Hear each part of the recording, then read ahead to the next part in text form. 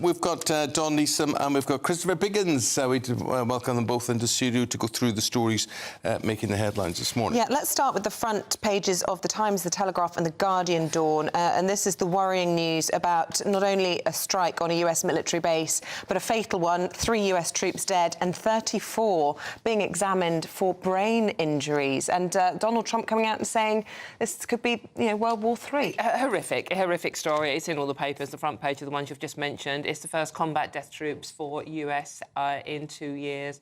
As you just said, Isabel, 25 US service personnel injured, brain damage potentially. We don't know the full details. It was a suicide drone designed to fly, to target and explode, and it's taken out the military base in northern Jordan near the Syrian border. And it's carried out, we're not shocked to learn, by the Iranian-backed Islamic resistance who are based in Iraq.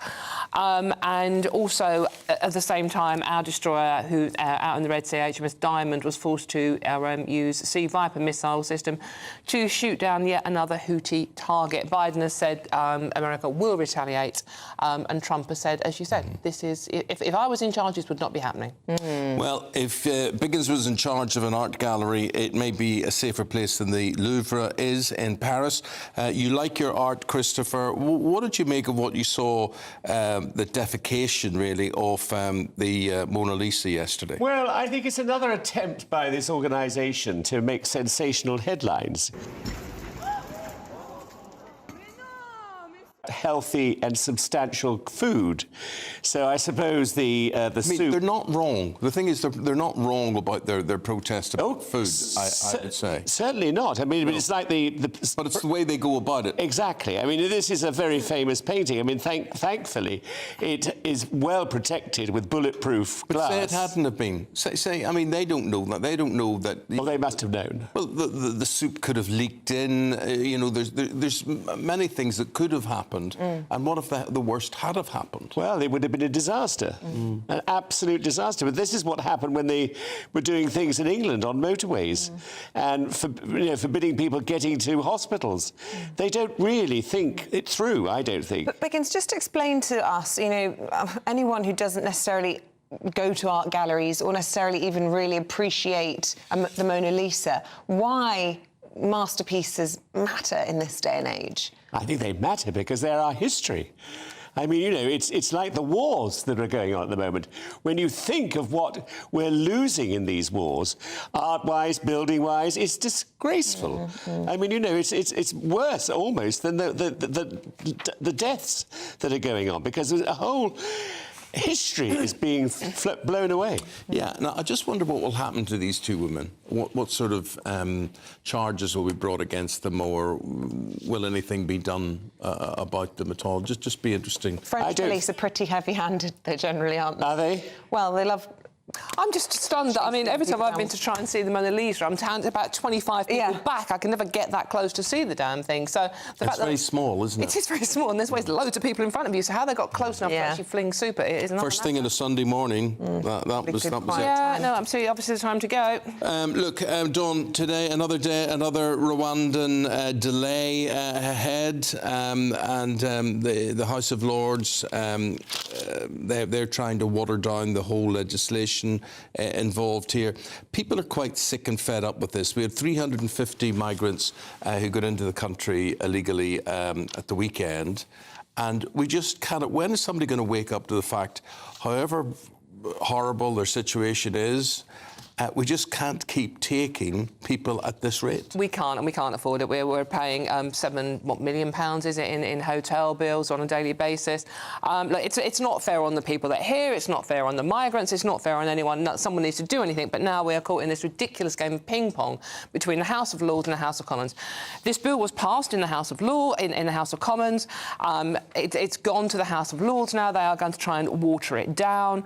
And the parties, Lib Dems are the ones that are actually going to potentially do this, defy convention by voting against the safety of Rwanda bill at its second reading. It's a highly unusual move, and it tabled a fatal motion that could kill off the government's legislation. Now, at the end of the day, the House of Commons can override the Lords, so it will go through. But it's just a game of ping-pong. Yeah. Meanwhile, we're all out here getting frustrated, still talking about the damn Rwanda bill. Yes, but it's about to happen again. Another rebellion, possibly, for the Prime Minister with this vaping ban. And the same sort of group of Tories, Liz Truss, very outspoken on this, saying that banning the sale of tobacco products to anyone born in 2009 or later will create an absurd situation where adults enjoy different rights based on their birth date. Are you vapor, Biggins? No, certainly not. No. I think it's disgraceful. But I think, you know, what is that? This is not the story about vaping. This is a story about infighting in the government. I mean, you know, they just want to get rid of him at the moment. And so any story against him, let's have a go at.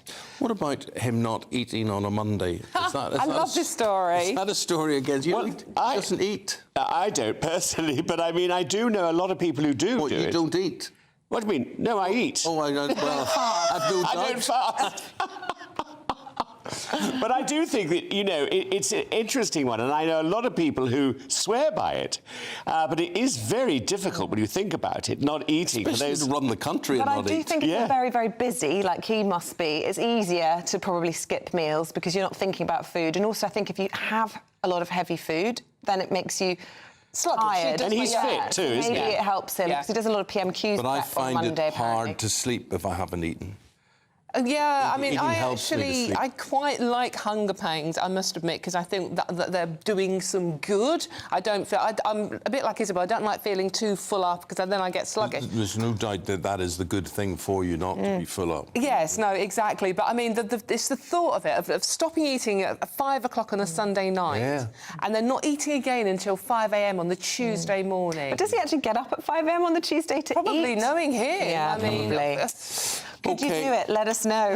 Guys, we'll Fascinated. just hold your horses there a bit and we'll see you again in 40 minutes' time. We go to the Health Secretary, Victoria Atkins. Now, we'll be speaking to her about the government's latest move to ban disposable vapes after this very short break. Good afternoon, Britain. Good afternoon, Britain. Join us, Tom and Emily, To find out what's happening in the heart of Westminster. and why it matters to you. Weekdays from midday, we bring you the most compelling stories from across the United Kingdom. And from your doorstep to our inbox, That's right, we want to hear from you, GB News. Britain's news channel. Have a great Saturday night with me, Leo Curse, on this Saturday Night Showdown. It's a crazy world out there, so come and make fun of it with me, my panel of comedians, and a couple of people who actually know what they're talking about. This Saturday Night Showdown is your front row ticket to the clown show every Saturday, only on GB News, the People's Channel, Britain's news channel. GB News, unlike other broadcasters, isn't obsessed with the London-Westminster bubble. We think there's a nation beyond the M25, and that's why we talk about the issues that matter across the land. Join me on State of the Nation, 8 to 9 o'clock, Monday to Thursday, on GB News. Daisy's listening, and you should too. Your weekend starts here with Friday Night Live with me, Mark Dolan, 8 till 9 on GB News. Big stories, big guests and big laughs as we get you ready for a cracking weekend. That's Friday Night Live with Mark Dolan, Fridays 8 till 9 on GB News. Bring your own drinks, the admission's free. In the GB Newsroom, we bring you the news as it happens. With our team of dedicated journalists across the UK, we're ready to give you accurate reporting every day. When the news breaks, we'll be there with bulletins on GB News, the People's Channel, Britain's news channel.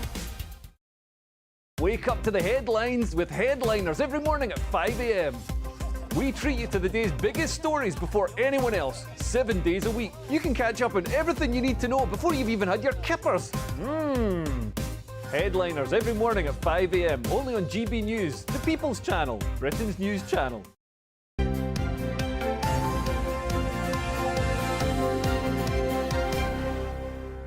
Say, if you tuned in earlier, Paul and Eamonn were trying to think of the name of the sticks that generals have. Oh, yes, yes. John, Kenneth, Raymond, Dean and David have all sent emails in, and they say there are two types of sticks. Officers normally have swagger sticks, which sounds very appropriate for you guys, and warrant officers use pace sticks, depending on their job. You and Paul are talking of swagger sticks. Swagger sticks. Swagger. And I totally can see you guys with some swagger sticks. Yeah, like Captain Mannering would have a swagger stick. Oh, definitely. Yeah. Definitely. Yeah. You never appeared in Dad's Army, did you? No, never did, sadly. Oh, Everything else. You'd have been too young. Yeah. Too young for all of that. Right, where are we? Let's talk about this knife epidemic. Really shocking story coming from Knoll West in Bristol. It's Ilminster, really, Ilminster Avenue. 15, 16-year-old boys murdered. Terrible. And they've arrested another 15-year-old. It's only boy. making the front of the Metro, I know. This is the front of the Metro, yeah. You know what, Isabel? The reason it's only on the front of the Metro is because it's so commonplace now. That it doesn't... It's disgraceful. It's absolutely disgraceful. That's the I'm thing. fed up talking about it. There is no scary deterrent for anybody who carries a knife. You carry a knife, you should be in jail. End off. Well, this is what the parents of that lovely young lady, Grace O'Malley-Coomer, who was 19 and stabbed by that odious piece of scum, Valdo Cocaine, along with Barnaby Webber and the school caretaker Ian Coates was 65. They are actually campaigning now that, you know, if you carry a knife, that's it, you should face tougher sentencing. Yeah. Meanwhile, the person that murdered those two young students and Ian, the caretaker, is in a secure hospital, Maghole, near Liverpool, where if he gets his medication right, he can go out on social nights, he gets education, gym, arts and craft, metal workshop, cookery classes, even get satellite TV in his secure room. Now, I'm sorry, those youngsters, and obviously, you know, Ian Coates, who was 65, their lives are gone. And they're not learning anything, are they? No one's learning anything. You know, well, so as a country covered in potholes, I really do believe we could get prisoners out and about. I agree. Well, let's helping do to that. fix the country. Absolutely. They do that in America. Yeah. What's the problem? Why are we so afraid yeah, of it's that? chain gangs. But someone came up with the suggestion at the weekend that we have a shortage of armed forces in this country. We don't have enough people to put on our warships, the warships that we have. So why not? These youngsters that are wandering around carrying knives, thinking they're the big men in gunfights, put them on the front line. Yeah.